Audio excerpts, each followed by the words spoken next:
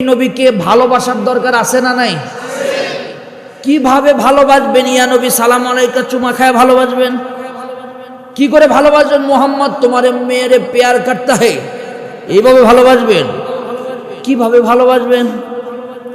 জিলাপি খাইয়া ভালোবাসবেন? আজকে যে তাবারক দিবে, অনেকের স্মরণই নাই, এই তাবারক খেয়ে ভালোবাসবেন না রে ভাই না। নবীকে ভালোবাসতে হলে কয়েকটা পথ অবলম্বন করতে হবে, কয়েকটা কাজ আপনাকে করতে হবে। এক নাম্বার কাজ হলো, আমি আপনাদেরকে শুধুমাত্র সংক্ষিপ্ত করে বলবো, সেই 5টা 6টা কাজের কথা আপনাদেরকে বলবো। সেই কাজ হচ্ছে, নবীকে যদি ভালোবাসতে চান, এই তো অনেকে আজকে রবিউল আউয়াল মাস, এক রাত নবীর কথা শুই না কুপায়াকাত আর দ্বারা সালাম দিয়ে কই ইয়া নবী সালাম আলাইকা, নবী গো আপনাকে খুব ভালোবাসি, পরের দিন থেকে আর নবীর নামের কোনো কথা নাই। 1 বছর এরকম লোক আছে না নাই? দেওয়ালের দেয়ালে লেখে আশেকে রাসূল, কিন্তু নবীকে ভালোবাসার কোনো আশেপাশেও নাই। এরকম লোক আছে না নাই? নবীকে ভালোবাসার 2 নাম্বার কারণ হলো, নবীকে আপনি কেন ভালোবাসবেন তার প্রথম নাম্বার কারণ হলো, ভালোবাসার 1 নাম্বার উপায় হলো প্রত্যেক সোমবার দিন রোজা রাখা। সুবহানাল্লাহ বলবেন না? কোন দিন? সবাই বলেন কোন দিন? শুক্র, শনি, রবি সোমবার দিন রোজা রাখার মাধ্যমে নবীকে ভালোবাসা। কারণ নবী যতদিন জীবনে বেঁচেছেন সোমবার দিন রোজা রেখেছেন। নবী বলছেন এই সোমবার দিন রোজা রাখার কয়েকটা কারণ, তার মধ্যে বড় কারণ হলো এই দিন আল্লাহ পাক আমাকে ভূমিষ্ঠ করেছে। তাহলে নবী কি আমল করেছে? কথা বলেন না কেন? কি আমল করেছে? সোমবার দিন রোজা রেখেছে। আমরা থাকতে পারবো তো? কারা কারা পারবো? কারা কারা পারবো? লিল্লাহি তাকবীর। আল্লাহ কবুল করো। প্রথম নাম্বার সুন্নাত দিলাম। সোমবার দিন রোজা রাখার 4টা কারণ। কয়টা কারণ? কয়টা কারণ? 1 নাম্বার হলো সোমবার দিন এবং বৃহস্পতিবার দিন আমার নবী রোজা থাকতেন। তার কারণ হলো এই সোমবার এবং বৃহস্পতিবার মানুষের বান্দার আমল নামা আল্লাহর দরবারে পেশ করা হয়। সোমবার দিন মাঝামাঝি আমল পেশ করা হয়, আর বৃহস্পতিবার পুরা সপ্তাহের আমল পেশ করা হয়। নবী বলেন এই 2 দিন আমি রোজা রাখি এই জন্য যেন রোজাদার হিসাবে আল্লাহর দরবারে আমার আমলটা উঠে যায়। অন্য কোনো আমলে আল্লাহর কাছাকাছি যাওয়া যায় না, রোজাতে যত কাছাকাছি যাওয়া যায়। যে বান্দা যত বেশি রোজা থাকবে, ওই বান্দা তত বেশি আল্লাহর প্রিয় হয়ে যাবে। আজকে কি বার? সবাই কথা বলেন, আজকে কি বার? জুমার দিন। জুমার রাত শেষ হয়ে, দিন শেষ হয়ে শনিবার রাত পড়েছে। আগামী সোমবারে আমরা রোজা থাকবো ইনশাআল্লাহ। সবাই বলেন ইনশাআল্লাহ। 2 নাম্বার কারণ হলো নবুয়ত প্রাপ্তি হয়েছেন নবী সোমবারের দিন, এই জন্য নবী রোজা থাকতেন। 3 নাম্বার কারণ হলো নবী জান্নাতের গেট খোলা হয় সোমবারের দিন। জোরে বললেন না? খুশি হয়ে সুবহানাল্লাহ? হাসি দিয়ে বলেন সুবহানাল্লাহ। জান্নাতের গেট খোলা হয় সোমবার দিন। এই সোমবার দিন জান্নাতের গেট খোলার পর এই জান্নাতি মানুষরা যখন রোজা থাকবে, আল্লাহর ফেরেশতারা বলবে আপনার বান্দারা কষ্ট করে রোজা থেকেছে।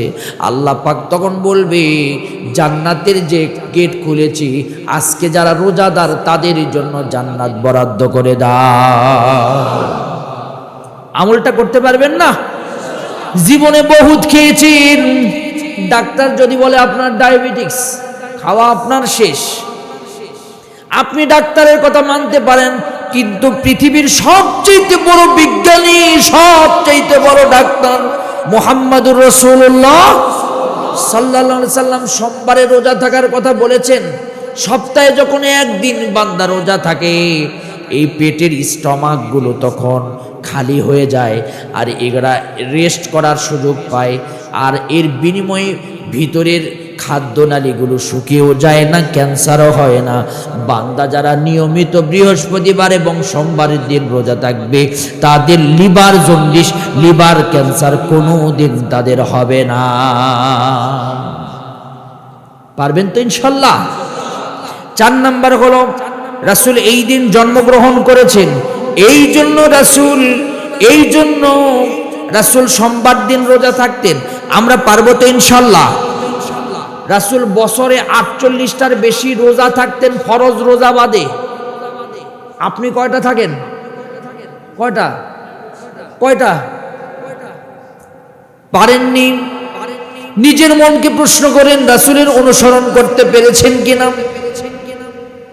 এবার 2 নাম্বার কারণ, রাসূলকে ভালোবাসবেন কিভাবে? 2 নাম্বার আমল, দরুদ পড়া। কি পড়া? সবাই কথা বলেন, কি পড়া? আমার আলোচনা কি আপনাদের কাছে কষ্ট লাগতেছে? আমি আমল শিখাচ্ছি আপনাদেরকে। দরুদ পড়লে খুশি হন কে? নবীর উপর দরুদ পড়লে খুশি হন কে? আমরা যে পড়ি ইন্নাল্লাহা ওয়া মালাইকাতাহু ইউসাল্লুনা আলান নবী ইয়া আইয়ুহাল্লাযীনা আমানু সাল্লু আলাইহি ওয়া সাল্লিমু তাসলিমা। নিশ্চয় আল্লাহ পাক নিজেই দরুদ পড়েন নবীর উপরে, ফেরেশতারাও পড়েন নবীর উপরে। ইয়া আইয়ুহাল্লাযীনা আমানু, হে ঈমানদারগণ, সাল্লু আলাইহি ওয়া সাল্লিমু তাসলিমা, তোমরাও আমার নবীর উপরে দরুদ পাঠাও। জোরে বলেন সুবহানাল্লাহ, আরো জোরে বলেন সুবহানাল্লাহ। দরুদ পাঠাইলে কয়েকটা ফজিলত। কয়টা ফজিলত? আমার একটা দরুদের ওয়াজ আছে, প্রায় 500 হয়েছে। প্রত্যেক দিন 2-1টা করে ফোন আসে, হুজুর দরুদের আমল করে আমি খুব উপকৃত হচ্ছি। আপনারাও যদি বিশ্বাস করেন, যদি দরুদের আমল করেন, আপনাদের জীবনের সমস্ত সমস্যার সমাধান করে দিবেন কে?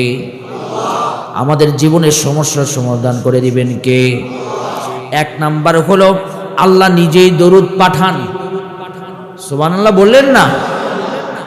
2 নাম্বার হলো, একবার দরুদ পড়লে 10টি রহমত নাজিল হয়।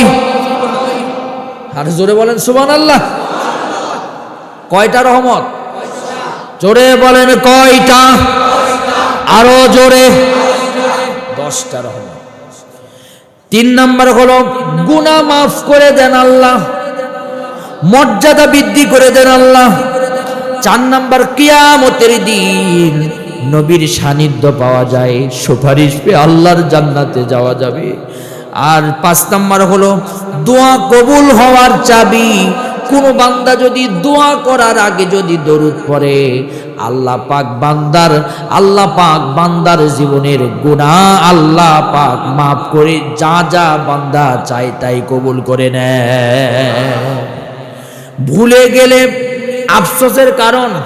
যদি দরুদ পড়া ভুলে যান, তাহলে আপনাকে আফসোস করতে হবে।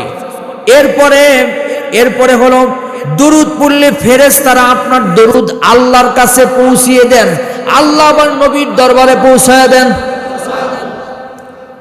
এরপরে 8 নাম্বার শেষ ফজিলত, যে ব্যক্তি জুমার দিন বেশি বেশি দরুদ পড়বে, সেই ব্যক্তির জীবনের গুনাহ মাফ হবে।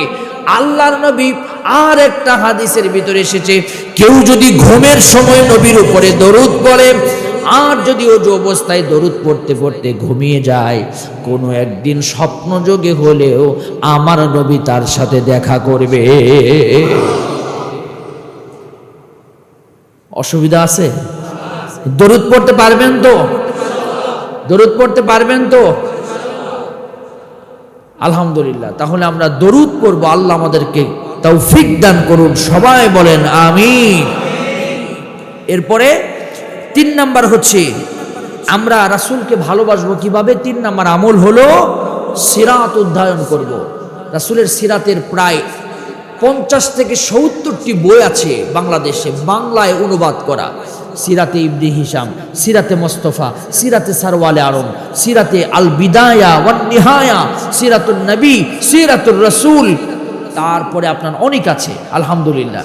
এগুলো যে কোনো একটা কিনে আপনি সিরাত খাতামুল আম্বিয়া এগুলো কিনে আপনি যখন পড়বেন, আপনি পড়ার সাথে সাথে আল্লাহ রাসূলের ভালোবাসা তৈরি হবে, আর এই ভালোবাসা আপনাকে জান্নাতে নিয়ে যাবে।